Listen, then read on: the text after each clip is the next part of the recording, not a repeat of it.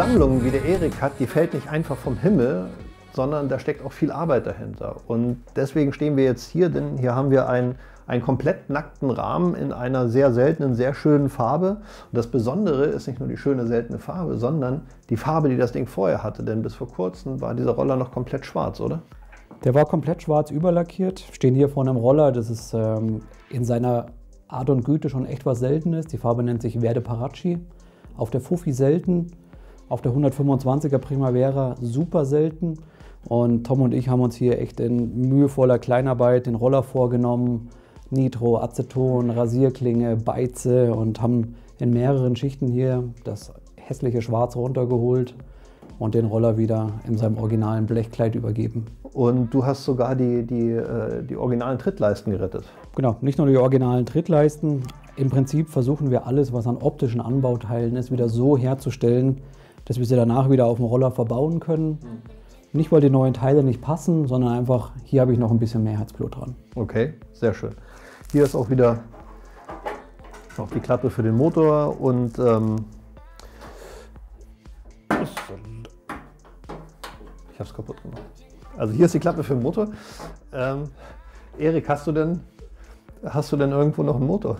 Klar, kein Problem. Hier kommt ein frisch überholter Motor rein. Den bauen wir gerade drüben zusammen auf und den zeige ich dir jetzt. Okay, sehr schön. Ich kann ihn nicht loslassen. Hallo. Das gibt's doch nicht. Das habe ich erst 12 Millionen Mal in meinem Leben gemacht. Das kann doch nicht sein hier. Ihr filmt noch, ne? Ah! So, einfach, zu, ab.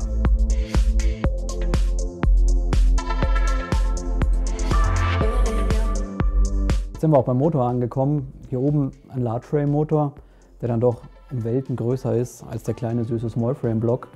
Aber Jesko, vielleicht erzählst du ein bisschen hierzu was, weil der Technikgott bist du. Als erstes fällt natürlich auf, dass der Motor schon relativ anders aussieht als der Large Frame Motor. Und es ist gleichzeitig auch eines der wichtigsten Kennzeichen der Small Frame, nämlich dass dieser Motor halt kleiner und kompakter ist. Und was man hier jetzt im Vergleich so noch nicht richtig sieht, das liegt aber nur an dem Motorständer, ist, dass der Zylinder in einen anderen Winkel gewandert ist. Ja, so sieht das Ganze aus, wenn es eingebaut ist. Und dann sieht man, dass der Zylinder eher schräg steht, wie es dann auch bei vielen anderen Motorrädern und Motoren üblich war, gegenüber dem liegenden Zylinder der Large Frame. So, dann können wir den ganzen Kram noch mal hier so ein bisschen zur Seite drehen. Und dann sieht man, dass der auch wesentlich schmaler ist. Der Small Frame Rahmen ist ja auch schmaler. Und was sich auch noch geändert hat, bei der Large Frame sitzt die Kupplung direkt auf der Kurbelwelle. Das hat man ja auch geändert. Hier ist die Kupplung auf der Nebenwelle verbaut. Also das kann man jetzt natürlich schwer sehen. Aber hier sitzt quasi die Kurbelwelle, hier die Nebenwelle mit der Kupplung drauf. Und auch die Mechanik, die Gänge in den einzelnen Gangzahnrädern arretiert, wurde geändert. Bei dem Large Frame hat man hier außen eine Schaltraste. Small Frame hat innen eine Schaltklaue. Es waren viele Detailänderungen, die das Motorkonzept wesentlich kompakter gemacht haben. Und gerade in Italien, wie man auch hier sieht, als sehr beliebtes Tuning-Objekt benutzt. Hier haben wir einen Parma-Kit-Zylinder schon drauf, einen relativ großen, relativ modernen Zylinder mit einem großen Membraneinlass. Also da kann man schon relativ starke Motoren bauen. Was auch gar nicht so abwegig ist, denn der Small Frame Motor wurde ursprünglich schon als 125er Motor konzipiert. Es gab ihn zwar erst nur als 50er Motor, das macht ihn da auch so ein bisschen träge bei den originalen 50ern, weil halt die Schwungmassen und die Kurbelwellengröße eigentlich schon auf 125 Kubik ausgelegt ist. Hier kriegt er dann seine eigentliche Bestimmung und ein bisschen mehr Leistung. Sehr lobenswert. Gibt es bei SIP viele Teile für, viele Tuning-Zylinder, viele Auspuffanlagen. Macht auch echt Spaß, oder? Macht auf jeden Fall Spaß. Neben dem Tuning finde ich noch ganz wichtig, achtet, wenn ihr einen Motor revidiert, auch immer darauf, dass die Rahmennummern entsprechend mit der gleichen Nummer gekennzeichnet sind. Ist A für die Dichtigkeit ganz toll, aber ihr spart euch quasi im Vorfeld viel Arbeit. Und für den Sammler, ganz wichtig, ist hier hinten ein kleiner Aufdruck. Es gibt zu jedem Modell die passende Präfix und auch die sollten immer in der Verbindung mit der Rahmennummer stehen. In Sammlerkreisen nennen wir das Matching Numbers. Sprich, der Rahmen sollte ungefähr gleich sein mit der Motornummer.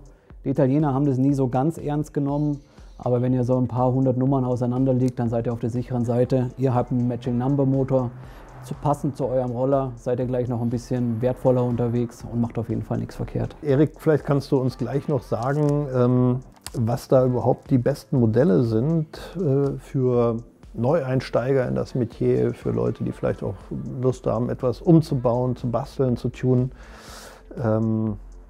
Kannst du da unseren Zuschauern ein paar Tipps geben? Ich gebe euch gerne noch ein paar Tipps. Lass uns noch mal kurz die Location wechseln und dann zeige ich dir einfach, was der richtige Roller fürs richtige Budget ist. Okay. Wir haben heute eine ganze Menge von Erik zum Thema Vespa Smallframe gelernt. Bleibt der Abschluss, nämlich eine kleine Kaufberatung. Dazu 3 Fragen an Erik. Erstens, welche Modelle empfehlen sich als Einsteigermodelle? Zweitens, welche entwickeln sich gut im Wert? Und drittens, gibt es ein Modell, was sich vielleicht für Bastelarbeiten oder Tuning empfiehlt? So wie sie hier stehen, würde ich drüben anfangen bei der Spezial. Spezial, ein wunderschönes Fahrzeug, kriegt man gute Originalzustände, heute noch relativ häufig. Und da gibt es einfach wahnsinnig viel Roller für wenig Geld. Wenn man weitermacht, bei den Rundlichtern ist es so, haltet die Augen nach seltenen und schönen Originallacken auf. Die haben immer noch eine Wertsteigerung, zum Beispiel bei sowas Seltenem wie hier. Die Farbe nennt sich Avorio New York, kann man auch mal einen echten Garagenfund machen und ein Schnäppchen schlagen. Wenn man aber weiß, was es ist, geht so ein Roller schon richtig ins Geld. Und last but not least sitzt du auf dem absoluten Sammler-Olymp. Wenn du sowas irgendwo findest für einigermaßen bezahlbares Geld und es passt dazu, schlag zu, da kannst du nichts verkehrt machen. Beim Tuning hält es sich ähnlich. Im Prinzip kannst du alles tunen ab der Vespa Serie 1 aufwärts. Da macht es einfach noch nicht so viel Sinn, weil die Motoren nicht so weit waren.